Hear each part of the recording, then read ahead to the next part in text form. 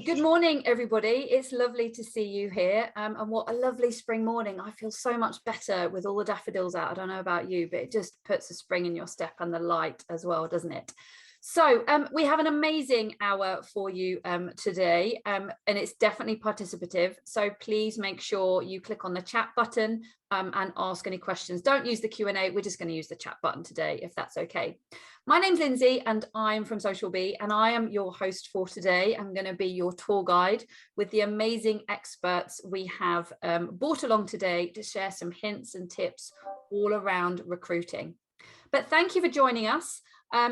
Today's session is going to be recorded, so if there's a bit that you miss and you want to jump back onto it, we will email that out to you, and it's also going to be recorded to put up on YouTube as well, so if you want to share it with other people or if people haven't been able to make it. But the job market, which is what we're here to talk about today, oh my goodness, hasn't it changed significantly in the last 2 years? The job and the candidate market have totally upended in the last 2 years from what we've seen. First, from an employer's point of view, having now all the power, and now swinging to the candidates, and the candidates having all of the power. We've been gathering lots of challenges from our clients from a digital marketing space when it comes to recruiting online, but we are joined by some amazing panelists today. Now, what I'd like to do is introduce the panelists, but we want to start sharing hints and tips straight away because we're that type of organisation.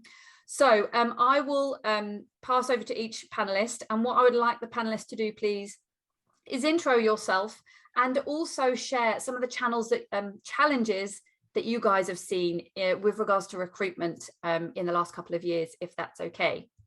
So Charlotte, would you like to, your name is now on the floor, give us a quick intro, and what are the challenges that you've been seeing from Mad HR? Thank you. Yeah, I'm Charlotte Bates, the director of Mad HR, and we're an outsourced HR consultancy operating across East Anglia. And we help our clients a lot with recruitment. Now, we're not a recruitment consultancy. What we do is we help them to scope out the roles, make sure that they define a clear structure, and help them with the process.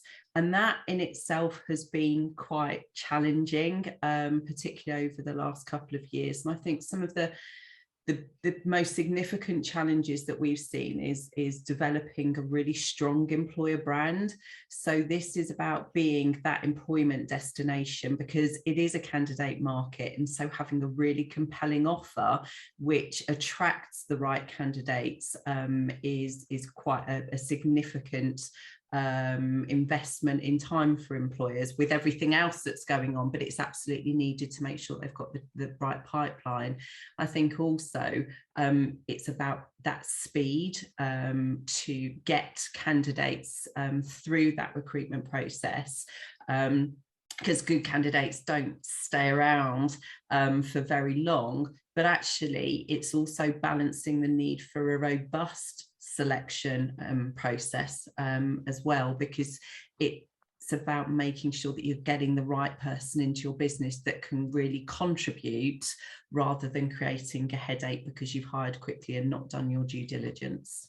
Yeah, excellent. Well, thank you for that lovely intro, Charlotte, and also thank you for bringing that challenge to life. I know we've seen some of those challenges within our organisation from recruiting in the last couple of years. Luke, lovely to have you here. Would you like to showcase yourself, give people a bit of an intro of who wonderful Luke is, and what challenges have you guys seen? Absolutely. Well, thank you very much, Lindsay. And yeah, I guess following on from what Charlotte has said, a lot of that rings very true to us as an agency as well. So yeah, I'm Luke Plain. I'm a senior recruitment specialist here at R13 Recruitment, based in Norwich. But we do cover, well, again, we'll really discuss this on this call today, which we are predominantly used to be more Norwich, Norfolk sort of based, but because of what's going on, that has gone massive over the last couple of years in terms of clients from around the country coming to us, and then the candidate pool becoming a lot bigger as well, which I know we'll discuss later. In terms of challenges, well, I don't know where to start, I guess, to be honest with you. I think, as you have sort of mentioned, Charlotte, really well there, it's very much a candidate market. at the moment, much more than we've ever seen previously. But I think the big thing for me and from us as a recruitment agency point of view is we very much try to become a extension of our clients in terms of, if we use obviously yourself, Lindsay, as an example, like we really try to get to know you guys like really well from every single person who's worked in the business. And I think that helps us then identify the right person who can then really culturally fit really well, but also secondary, obviously do the role extremely well also. I think challenges recently is, I think candidates as well, if I can say that. I'm not sure if I'm allowed to or not, but candidates themselves, I think they realise they've got a lot of power and they are using that to their advantage, sometimes not in a very clever way, in terms of what they're asking for, in terms of whether that's salary, benefits, bonuses, whatever the job is. But yeah, I think for us, like stripping it back to basics, I think what we really make sure we do is listen. I mean, that to me is going to be the big thing that we talk about today, is really listening to both the client and the candidate to match the right people to the right companies.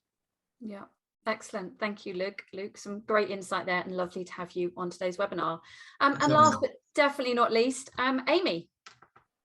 Hi, I'm Amy Hobson and I work with Lindsay at Social Bee as a digital marketing trainer. I've worked with Social Bee for 8 years this year, I think it is. I think it's 8 years we're coming up to. So I've worked with lots of different businesses within recruitment, and really using recruitment and using social media as a tool within recruitment to be able to stand out to candidates. And I think in terms of the challenges, I think that's one of the biggest challenges, is everybody has a share of voice, everybody's vying for the same candidate, so it's being able to stand out in that way. But I think it is a really strange situation to some degree that we find ourselves in.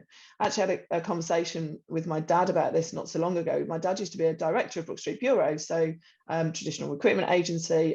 He was their sales director for many years, and when he was in recruitment, you sat back and let the candidate sell themselves. They had to show you why they should be a part of your company, whereas now he now runs a wealth management company and he recruits, and he's found himself in this really strange situation where he has to sit and justify why they should come to interview, justify why they should work for him, and what he can bring to the table. And that's really strange. And if you translate that into a digital world in terms of being able to stand out with your website, with your social media, with your presence in general, then that can be a real challenge. And I think that's something, when you've got so many people vying for that space, so many people, so many possibilities. If I opened up LinkedIn now, I'd have a long stream of people who are contacting me, or a long stream of possible jobs that I could be recruited for. Then it's really difficult to stand out in that. Absolutely, yeah. Well, thank you very much for introing yourselves, but you've already shared some amazing challenges and insights already, and I can resonate with all of those. From a speed thing, Charlotte talked about speed. If there's a good applicant, you have to jump on them, because if not, they're gone. The frustration with candidates sometimes wanting a little bit too much, when as an organization we are extremely generous. We've been told we have some of the best benefits organizations have ever seen. And then linking to the point of Amy, everyone is recruiting in certain sectors. So how can you stand out from that noise? So thank you, guys. And if any of you guys have any questions today from the lovely attendees, please do drop them in the chat. But let's move on to our first question. How can companies ensure they are being found by the right candidate and also stand out? So thinking about some of the challenges that you guys have shared already. Luke, what do you think? How can companies ensure they're being found by the right candidate and also stand out? Yes, I think it always should start about what the organisation wants to find, personally. So I personally think if you're looking for a certain criteria, that's where you should always, I guess, start, personally. I think that is, if you get that wrong, then you waste a hell of a lot of time. You bring people into the, I guess, process that maybe aren't quite right. So I personally think in terms of that, it's identifying as an organisation what you want for this person to join. And I think once you then found that, you could then build out that external portfolio about sort of how you then get that out into the market personally. So I think it starts from understanding from a business point of view what you need, and then you then flip it to okay, how are we going to pinpoint those people either within our network using like LinkedIn, obviously in terms of that as a massive tool that is being used more and more and more at the moment. But then I guess secondary to that is who do we as individuals know from our own networks that we can tap into as well. Okay. And how do you think the company can stand out? Because as you've indicated, you know, everyone goes to LinkedIn, don't they? You know, we've been on there, you know, agencies are on there. Like Amy said, we all get hundreds of emails every day, even me, like, do you want a job? No, I'm all right, thank you. Yeah. Clearly you've not looked at my profile. How can an organization stand out on LinkedIn or any other channel, including offline, to recruit the best candidates? Yeah, so I think that goes to you as a business telling your own story, and I guess what you believe is almost your USP as a company, that what should attract people to come work for you. And you know, there's a ton of companies that talk about having a great culture, who talk about having, you know, the best opportunities for progression, that stuff. But you can, you know, especially in the world that you guys work in terms of digital marketing, words are great, but you need to have that data behind that to really prove that, I guess. So personally, I think it's all around actually on your, either that's online or offline, having people talking about that who have physically worked for your organisation. So talking about, I mean, I'm not sure if I'm allowed to discuss it, but like Charlotte, who works for you, Lindsay, like her progression in your business has been phenomenal. As has the most recent lady whose name's got in my mind, who's stepped up to the head of digital. Yeah. Oh, Sue, Super Sue, we call her Super Sue. Yeah. But like, those are amazing stories, and I think I now am talking to candidates more and more about like actually doing your own research on the company you are applying for and wanting to join, because I think that is a massive, massive thing. And I think if you aren't hearing those stories, but they're shouting about how amazing the culture is, likely it's probably not true. Yeah. It's almost how I often analogize that is show don't tell. Obviously, like say, everyone can list what they do, and that's why I hate looking at CVs, because when I look at CV, I was like, you can tell me what you like, but actually I just want to meet you and hear from you yourself if actually I think you're going to be a good fit within the company. Great. Thank you for that, Luke. Charlotte, how about yourself? Just off the back of what Luke was saying, it's interesting because I did a webinar previously on employer brand, and as part of that research, I looked at some LinkedIn research, and 75% of candidates actually research the employer brand and reputation before they even consider applying for a job. So people are doing their homework now, and interestingly 69% wouldn't accept a role with a company with a bad reputation, even if it meant that it left them jobless. So I think that, you know, just kind of reiterating some and adding to what Luke has just said, for me, I think it's really about absolutely nailing down what is the role that the business actually needs, and you have to be really clear on what that looks like and how it's going to fit into your structure, and what the opportunity is for that, because I think that we need to look much more at sustainable recruitment rather than just focusing on the here and now. It's also thinking about how that can add value and how that's going to develop into the future. I think that's a really key point. Also, what is your proposition as an employer? So in terms of your benefits package, and it's not just thinking about those really tangible in terms of what's the salary, you know, holiday entitlement, things like that. It's looking holistically at what do people get when they come and work with you? What's their experience like? And then it is that whole social proof, isn't it? Using your team members to showcase, well, what is the reality? And there are no greater kind of ambassadors or advocates of your business than your team. And people will be doing their research. So they'll be looking across all different platforms that you're using. They'll be looking at your website and making sure that there's a consistency in the message. And I think it's also about keeping it really live. Because if you've got content which has been on there for, you know, a long time and there's nothing that's updated, it's just it's not great. People want to live and know that, you know, you live and feel the culture of your organization, and that you're living your values.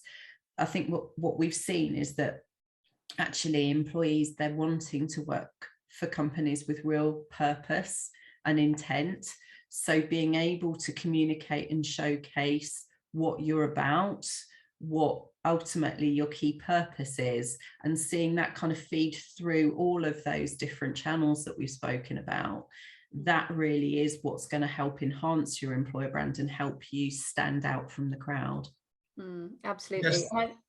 Sorry, Luke, go on. So I guess the other thing to think about here as well is, as the candidate market has changed so much at the moment, it's very unlikely you're going to get candidates actually applying to jobs anymore. So you're going to have to be different in the way you attract your talent.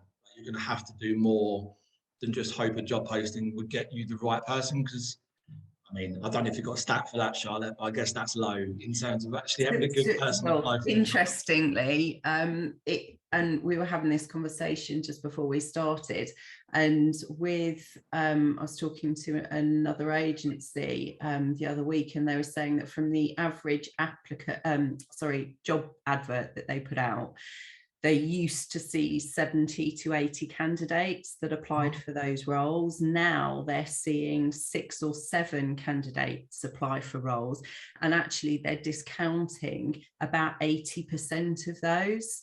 You know, currently we're advertising for HR consultants, and I don't know how many waitresses and taxi drivers and people with no qualifications are applying. So we're having to discount those. But the days of you putting an advert out and having to sift through hundreds of CVs, I really think that's over. Agreed. I think you're going to have to proactively find those passive candidates in the market who aren't on your traditional job boards or aren't open to work on LinkedIn. You're going to have to do a lot more of that, like find those passive candidates proactively through channels. It's just the way it's going to have to go. Yeah, absolutely. And, you know, in the last 2 years, you know, unless you've had your head stuck in the sand, everyone's aware of like the great resignation of, you know, people aren't just looking, like Charlotte said, for salaries. They are looking for a company that actually really cares. Yeah. A company, you know, it's not always about the money, it's about the culture. We spend so much time at work. We want to try and make it an enjoyable experience, don't we? Amy, what are your thoughts on the subject? Yeah, I think this is, you know, if you want to stand out, then I think, you know, from an online point of view, not surprisingly, as a digital marketing trainer, that's where that's where my heart lies. Then it's about creating the right content that stands out. And I think part of the thing that happens with all kinds of businesses, whether you're recruiting or whether you're selling, is there's this avoidance of being niche, where actually I think in recruitment, if you're niche, that isn't a problem, because you're more likely to attract the right candidates. I would rather have 3 or 4 really good quality candidates than 50 that I have to sift through and that most of them don't, because the advert wasn't clear enough, or the posting wasn't clear enough, or our company ethos isn't clear enough either. I did some HR and recruitment social media training, or pre-COVID, but it was about 3.5, 4 years ago, and it was all professional services, and I had a quick nosy around their websites and those kinds of things, and one site in particular on their recruitment page had quite a lot about the extracurricular activities that they have, and that they had a wine fridge as part of the office. And there was a little bit of, you know, people in the room were kind of like, oh, I don't know if we could do that. And she was like, but that's who we are as a business. We do a lot in terms of extracurricular. We have a lot of things that we do as groups, and we are a family. We're very family orientated. That's who we are. If that isn't what you want, it's the same as if you're very suited and booted, you're not going to fit us, because we're not as an organization or as a business. So actually being honest about those things, I think, helps enormously in that sense, which then inevitably means you're going to be a little bit more niche. But I don't think that that's an issue. And I think it's, you know, if you're a little bit quirky, be a little bit quirky, because they're the kind of people that you need to work with you and for you. If you're very traditional, then be very traditional, because you're going to attract a different kind of candidate. And I think that then gives you more longevity as well, because somebody isn't going to take it and then think this is not the place for me. It's simply a holding place. It's about recruiting the right person for the right role, for a progression, and for them to stay with your company for a decent amount of time. Yeah, absolutely. And linking back to your father's point of, actually, you know, if you've not been in the recruitment market yourself for a little while, then you need to realize it has changed. And actually, you know, many of the points that are discussed today, like we hadn't recruited a number of years ago. We hadn't recruited for a while. I'd not looked for a job since I don't know when, because I was made redundant in 2008, and I hated looking for a job. I didn't have a CV, so I got a professional company to write my CV, and I was then going to go to a recruitment agency, but then Social Bee happened. But then when we were recruiting, we were using agencies, and we'd had some good candidates. And I always remember sitting in the office, and we were struggling to recruit at the time, because we had some good applications, had some good people, but we needed more. And I said to the team in the end, I said, if you were looking for a job today, where would you go? They were like, well, Indeed, of course. And I was like, well, I had no idea that existed. Now, obviously, things have developed quite a lot since then, but I think, you know, if you're using agencies and keeping your finger on the pulse, you can't expect, well, recruitment's always been this way. It's this way still now, can you, from that perspective? But moving on from that, thinking about the point that you've just made around, you know, encouraging employees to share themselves as a voice, how can you encourage that, or should you encourage it, and how can you also keep it consistent? Amy, let's go back to you first. Yeah, I think you absolutely should encourage it. I think it's one of those things we still, you know, from a marketing point of view, we still buy off people rather than just brands, and we want to be able to see ourselves in that position. We want to see ourselves as one of those people. So I think absolutely sharing colleagues. And I think to some degree, it's not just can you talk the talk, it's can you walk the walk. So if you talk about, for example, how you allow you know, your team members to have charity and to do charity within their working week, then you have to showcase them actually doing that charity. And I think it's part of that life cycle in terms of somebody getting to know you and somebody kind of being a part of that. But I think it's really important to let them have a voice. However, obviously one that can make feel a little bit nerve-wracking for some businesses, because not all employees will do well in front of the camera, or not all employees will be that way inclined, and that's absolutely fine. I think it's about picking the right team members that you've got. But I also think it's you know, make sure that they've got media training, that they are fully aware of social media policy. You know, some of the bigger organizations, I think, do this really well. So I've seen Deloitte do takeover days where on Instagram, where their employees do a whole takeover of the conference that they're at, you know, showcasing some of their journey, how they work in the UK, but they're in a conference in Berlin, obviously days pre-COVID, but all of those kinds of things, which really do showcase. We don't just say that this is what we do for our employees and how we help them and how we encourage our team members to progress and the opportunities that we give them, but we actually can do it, and we are doing it. So I think from their mouths, we're much more likely to believe it than, you know, I can sit here all day and say, we're fantastic at social media training. It's amazing. Come with us and come and work with us. But unless we can actually prove that, people don't believe you anymore. So I think it's that's really, really key. Can be a little bit nerve-wracking. It's worth doing though if you've got those guidelines in place and a little bit of training to back that up. Yeah, and also, you know, obviously you don't want to force them, do you? You want to encourage them, but show them the why. Like, you know, we are looking for other people to join our company, and you know, we do really good stuff, so would you mind sharing it? Just sharing it, and we'll share it, and but you can't encourage. You definitely shouldn't force it. It would feel uncomfortable, wouldn't it, from that perspective?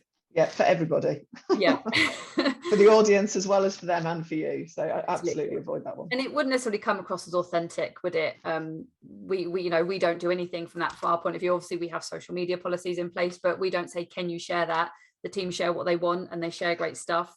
And, you know, it's free marketing at the end of the day. It's free recruitment opportunities, because when they're talking about you, then they think, wow, actually that's a really good company to work for, and ultimately that's, you know, that's the best type of way you can get some recruitment potentially as well.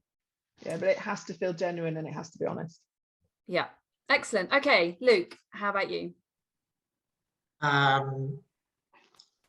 Absolutely. I mean, I am a employee of R13 Recruitment, and I'm here today as a person building my own, you know, brand as such as well. So I definitely think if a company wants to become, you know, in this sort of market and actually wants to really find the right people, like if your staff and your team are happy to do these sort of things or go to networking events and build that brand, I think that's a very, very powerful tool.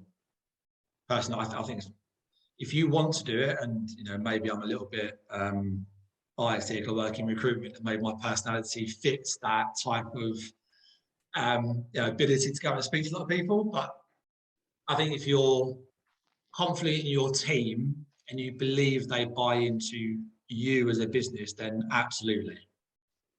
Yeah, excellent. I think there's no better way of doing it personally. I think you've seen like some of the best businesses locally around here, like they have grown organically more than actually using recruitment agencies.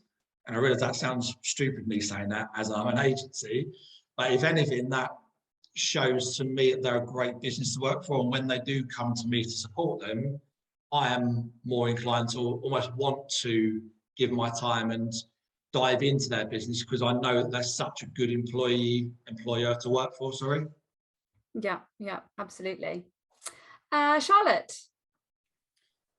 I think that consistency is really the key, and as you said, Amy, some employers may be a bit nervous about who's going to say what and how they're going to say it. But I think, you know, it's about you not leaving anything to chance. So as I said earlier, your employees, your team are your greatest ambassadors and advocates.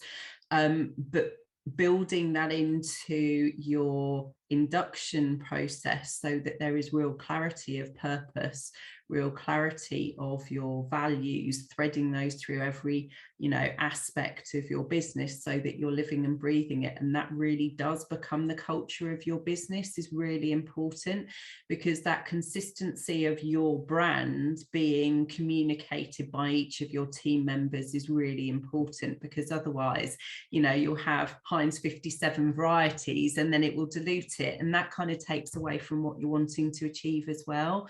I think certainly some you know, media training is important, but also some training on actually how to use some of these platforms to the greatest effect. And you know, we're doing that with our team as well, to train the team members on.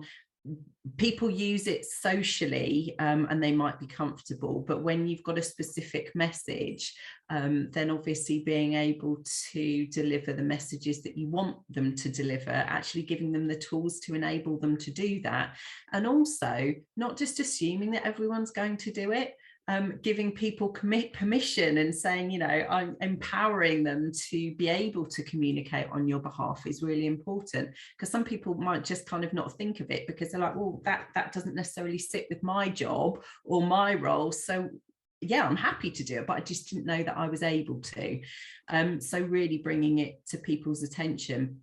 I think also looking at the different kind of platforms, and Glassdoor is one of those where, you know, from a HR perspective, whenever we're, you know, talking employers back from the ledge on taking certain actions, what we often talk about is, you know, that those repercussions of actions taken and potential damage to reputation, not only with your customers and your clients, but also with prospective candidates as well. So I often say, if you looked on Glassdoor recently, have a little look at that, and actually getting ahead of it. So rather than employers kind of or employees heading to Glassdoor to leave a review after they've left, when potentially it may be a positive move or it may not be, actually for employers to talk to their team members about the recruitment strategy, the need to resource for the future, and coming up with ways like that so that people are proactively putting positive reviews on when they're in a positive mindset, rather than necessarily leaving those potentially negative reviews afterwards. Because going back to my point, people are researching, they're not just looking at any one particular platform, they're looking at all of these different avenues. And so, you know, you can't take your eye off the ball. And certainly, you know, we work with a lot of SMEs. This is not a skill set that everybody has. You don't always have the time and the resource to focus on this. So actually using those specialists that have the knowledge, that have the tools to be able to do it for you, you know, never shy away from that, because you need, I think what I often see is lots of resource focused on marketing and kind of PR opportunities from a customer attraction perspective. I would always encourage businesses to apply the same amount of focus and resource on marketing to prospective candidates as well. It's really important. Yeah, excellent. Thank you. We have a question from Diletta, which I'll ask in a second, but just some things I wanted to pull out of many of the things that you guys have shared is, first of all, the induction stage, you know, stating what your purpose is and the whole culture thing. And I think that's even more important for many organizations that work from home. Like we've always, you know, Amy's always worked for us remotely. So remote isn't a new thing for us. And the previous company I worked for, we had many remote team members. So I guess I was lucky in 2021 that actually the company I work for, we were sort of ahead of the game with remote working. So I knew how important it was that from day one, you know, make sure that that person is bought into the culture, bought into what, you know, what the purpose is, what the expectations are. Because first of all, if they're then working in a remote world, that, you know, they want to know what that company is like. Second of all, then hopefully they're going to stay longer. And third of all, it obviously opens up the recruitment base, which is something that Luke touched on earlier. I mean, we're an international organization. It wasn't something we went out to, but through demand has happened, which is amazing. But our team members, there are quite a lot of us that work in Norwich and live in Norwich, which has its advantages because Norwich is a lovely place to live, but it means you don't have to relocate to London to go and work for an agency that works with some of the biggest brands in the world. But also it opens up your opportunity base in terms of recruitment that you don't, if you are happy and have the processes and have the right culture to have that remote opportunity, that opens up to anywhere in the world, which, you know, we have Pooja, who was living in the UK, now she lives in America, she still works for us. But we could recruit and have recruited from all over, which again links into actually how you can use social. And the last point I wanted to pick up on was again Charlotte's, which is, I hadn't thought about this, it reminded me, because we did have this, that is explaining to the team actually why they can be helpful, because it's not they don't want to, they just haven't thought that could help the organization. So being transparent and saying, look, you know, we're on a big recruitment drive, actually by you doing this, if you're happy to, will help us in this reason and that reason and the other reason. So it's again showing and telling and getting all of your organization involved in that recruitment process. We have a question from Diletta, but actually one's just coming from Catherine, which what we're talking about at the moment is probably really relevant. So I'll ask that and then we'll go to Diletta's if that's okay. Catherine has asked, with Glassdoor, we've all, we took the approach that you just touched on, Charlotte. We've been approaching our team and saying, would you mind giving us a review if you're happy? What are the key things to do to improve your ratings, and what does it look at to give you a rating? Who would like to answer that one? I'm looking at Charlotte. Charlotte, would you like to answer it? You probably spend a lot of time here for potentially negative reasons for employers trying to help them, but would you like to answer that question? Yeah, I think that for me, this is about authenticity.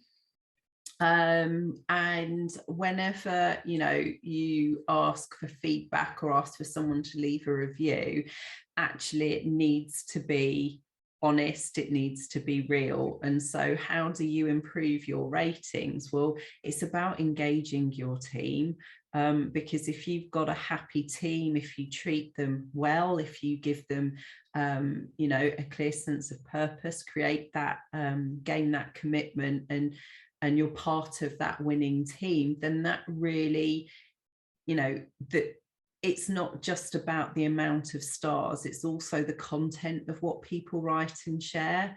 That's what's really important, and that's why people aren't silly.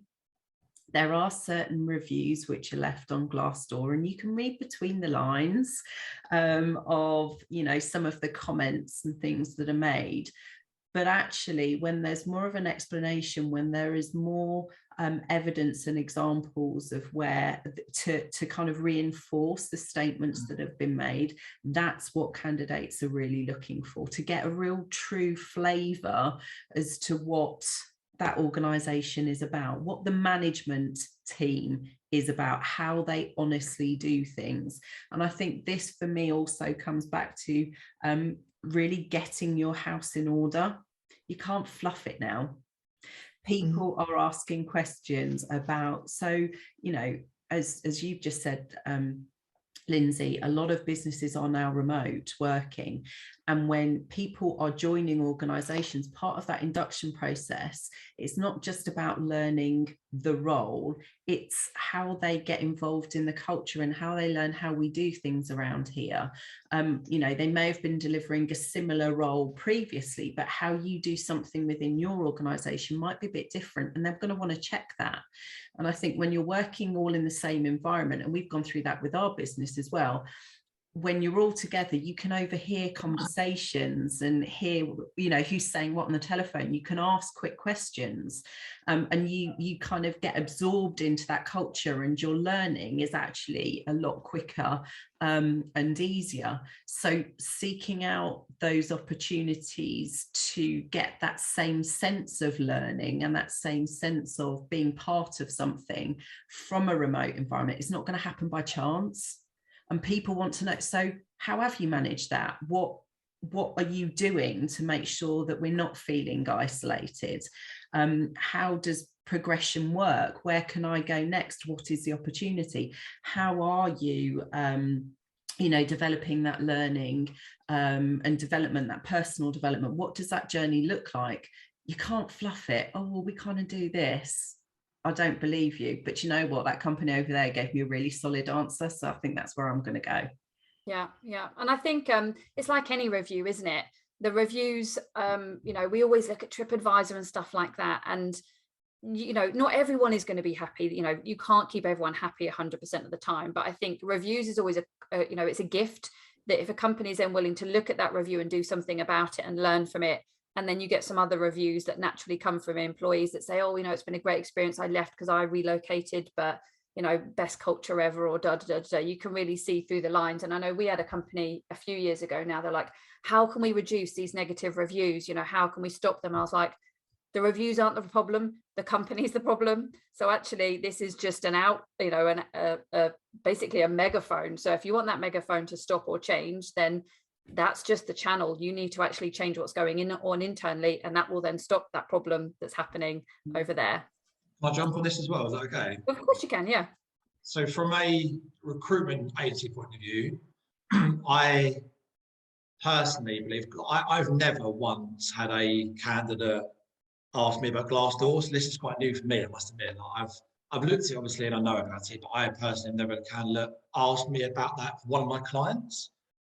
And I think it goes back to what I mentioned earlier on about like if clients are organically growing and people are staying, that's a great message to give. I think when they partner with someone like us as a recruitment agency, we almost alleviate a lot of that worry, I guess, because the way that we talk about our clients and the amount of information we go into about the stuff you talked about, Charlotte, culture, progression, development, we can show through LinkedIn, through all the other sort of platforms that are there, that, you know, this company got a great progression. The person you're interviewing with did your job 4 years ago. They've now gone 2 steps, now managing this team.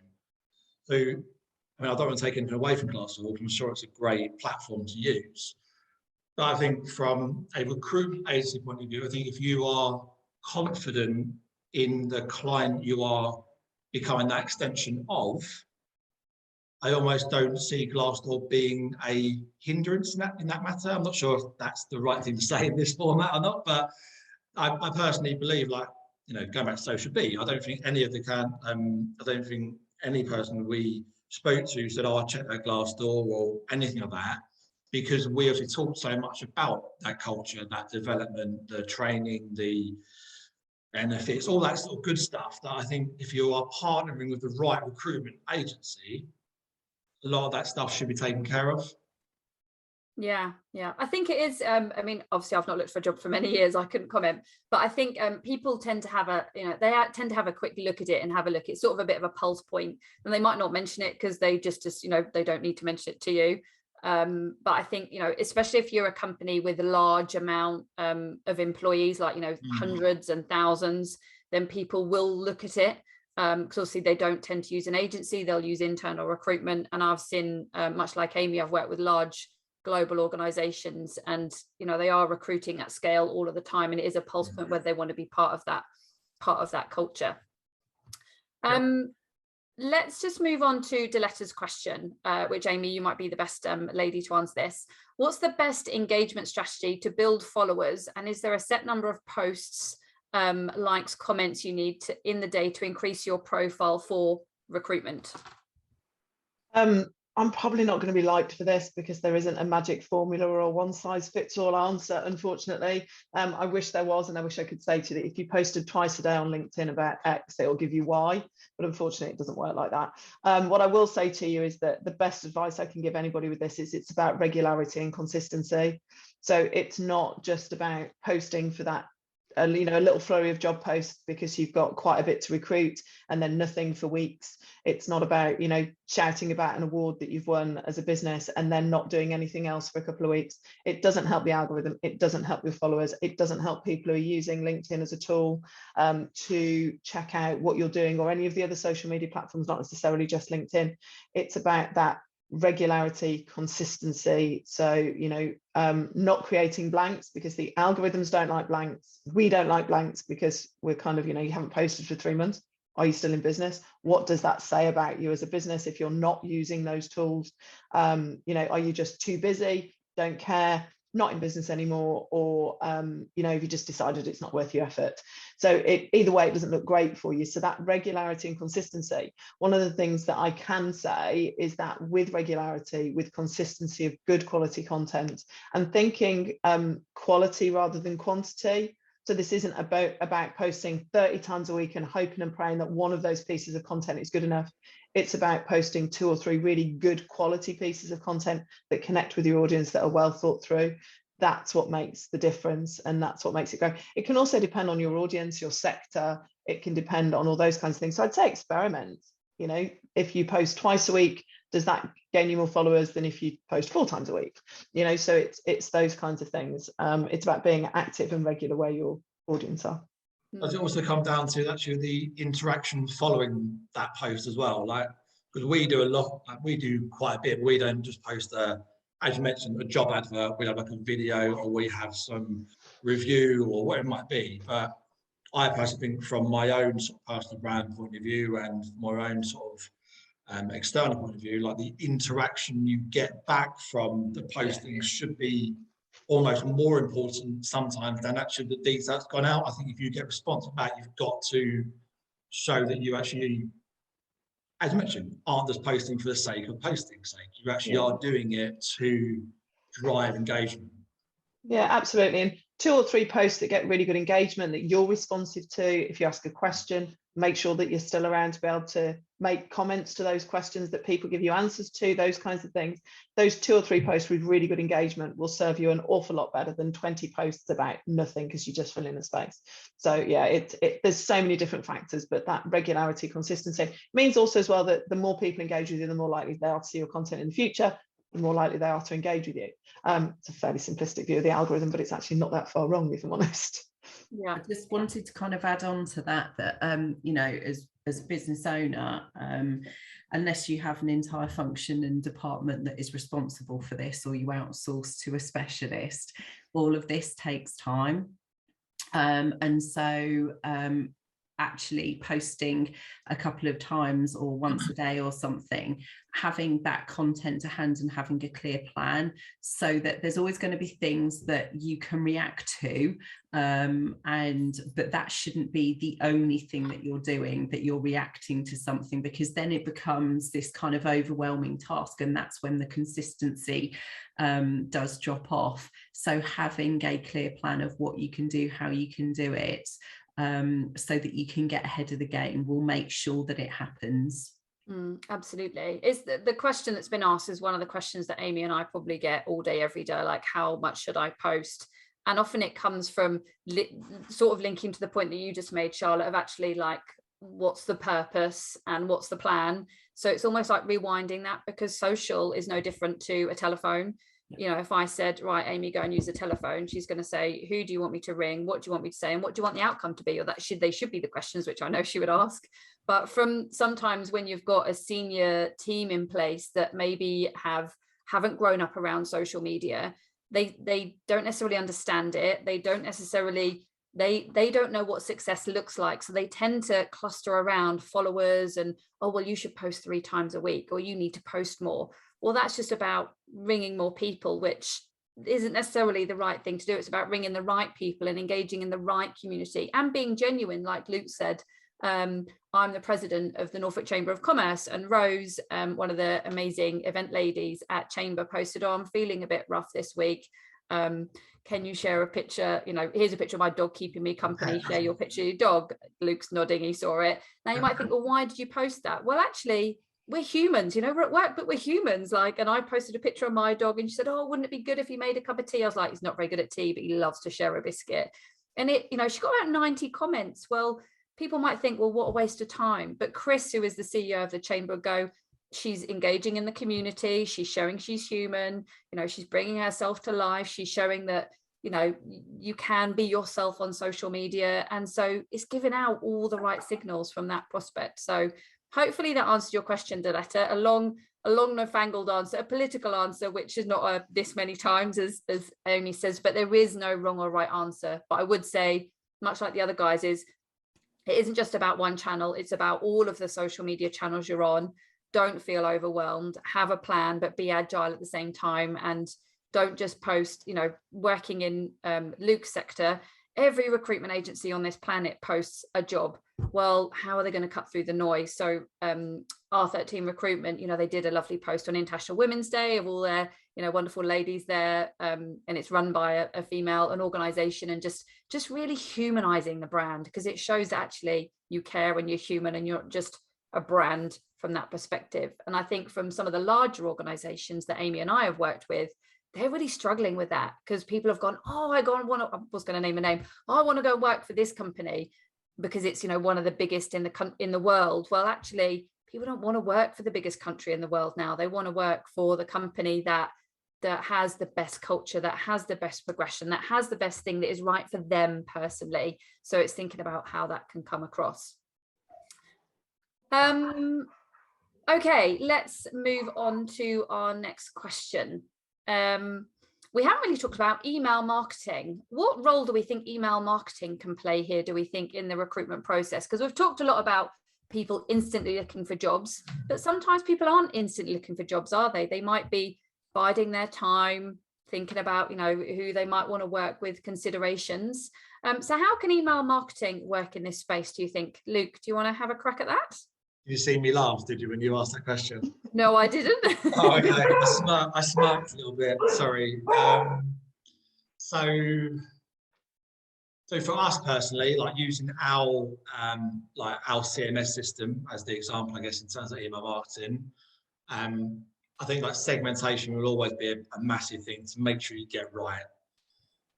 But we know for a fact, and I'm also trying to make sure I don't name names, as you almost mentioned a minute ago, there are a number of other recruitment agencies, big, small, little, large, whatever you want to say, who bombard with just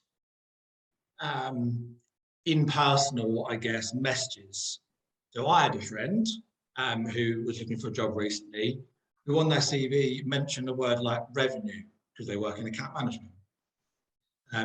Someone in a recruitment agency emailed them a finance job because it had revenue on their CV.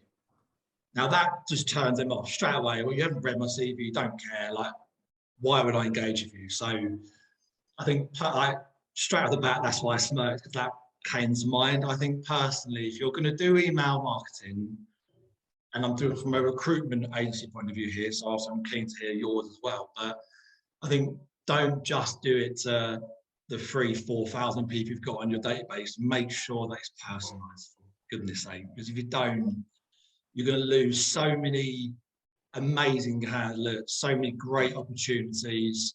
And as you mentioned, Lindsay, like, you're not on our database as a candidate, but you could well be from when you were looking for a job back then. If I emailed you and you had me trying to call you to engage with you as a new agency helping you, you could say, well, you don't do your job properly, so why would I? Yeah. So personally, I think email marketing is a great tool, but do it right. You've got to really know your market. Otherwise, there's no point. Yeah. Amy, what's your thought on it? Yeah, I think looking at it from a slightly different viewpoint as well, in terms of actually segmenting right from the start. Excuse me 1 second. Tried to avoid it and I just couldn't.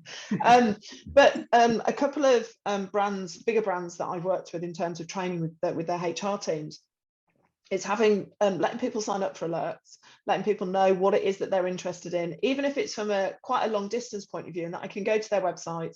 I can say, for example, I'm interested in a senior nurse practitioner role in Birmingham or Birmingham and surrounding areas.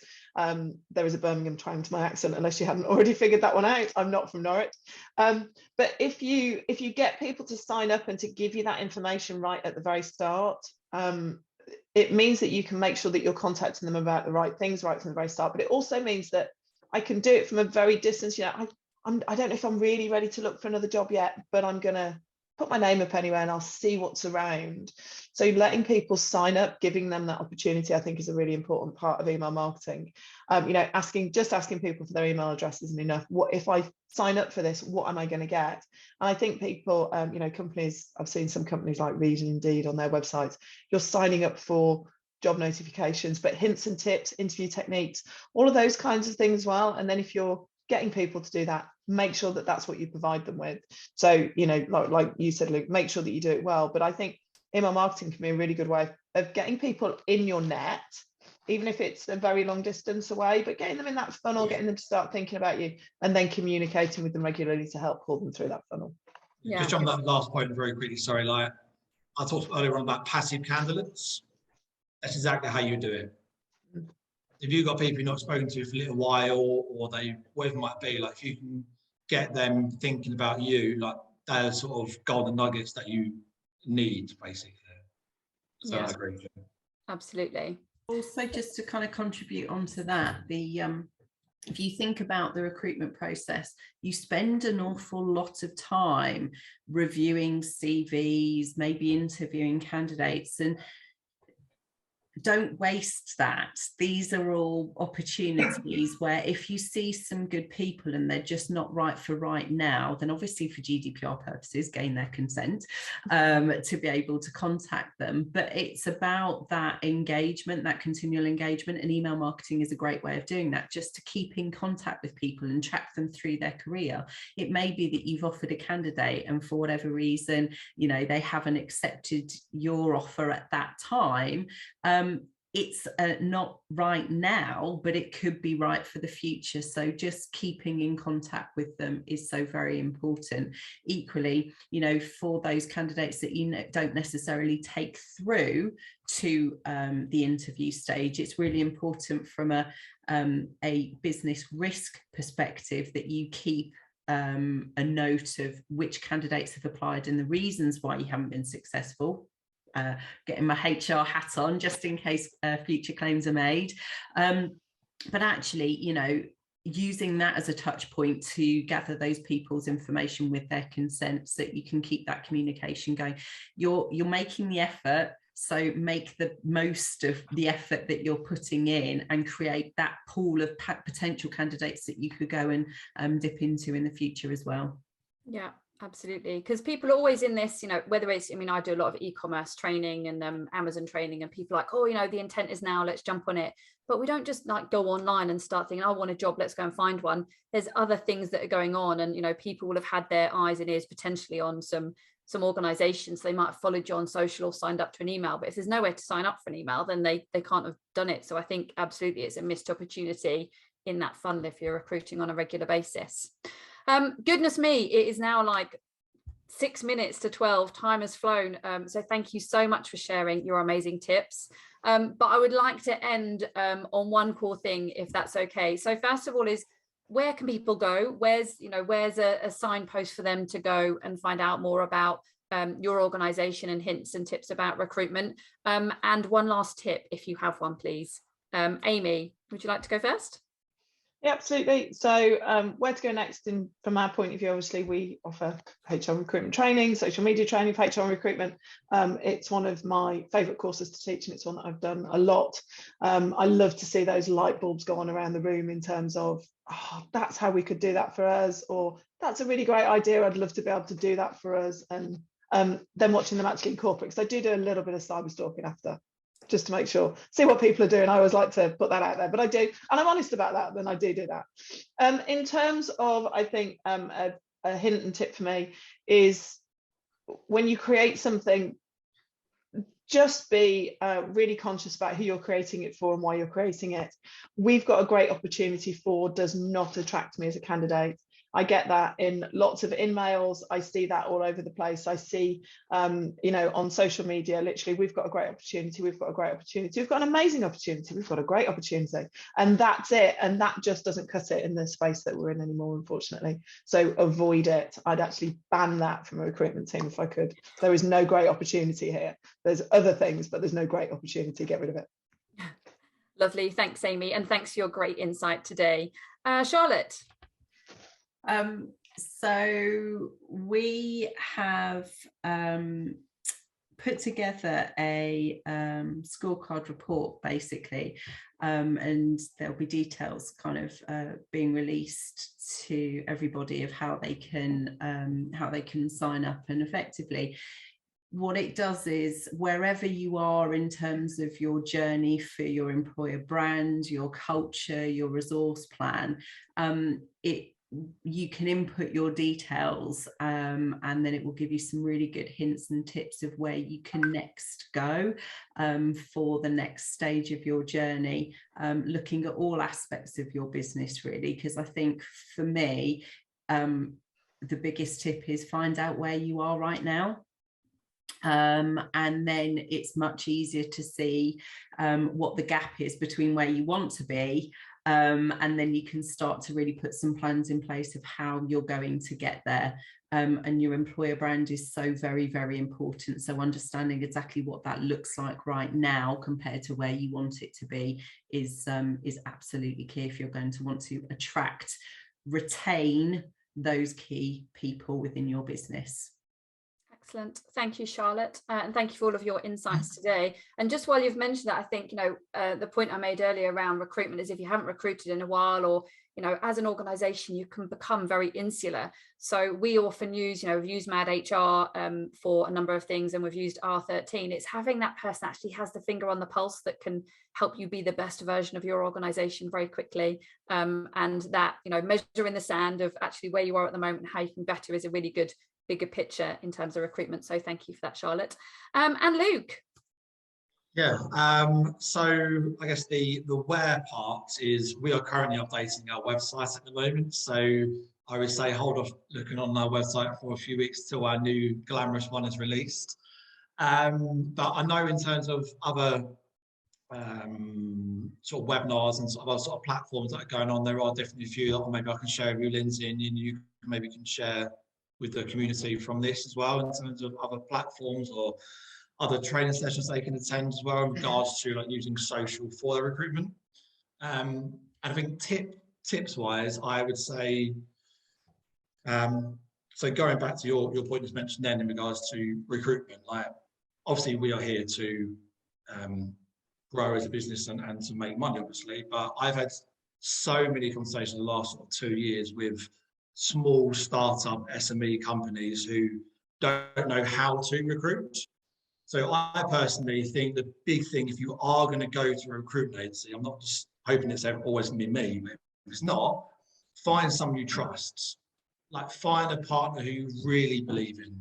Find someone you believe are going to actually fight your corner, are going to not allow you to spend loads of time looking at CV. Let us do that. Let us be that person doing that for you. So I think as a tip, I think find someone you trust and someone you really believe you're going to go out and do the best job possible for your brand. Excellent. Thank you, Luke. Some great hints and tips, and thank you for your hints and tips today, Luke. Thank you for everybody that's joined us today. We really hope you've taken away some hints and tips from today, but a huge thank you to our panelists as well for joining us. Enjoy the rest of your day, and we hope to see you again on another webinar in the future. And see you later.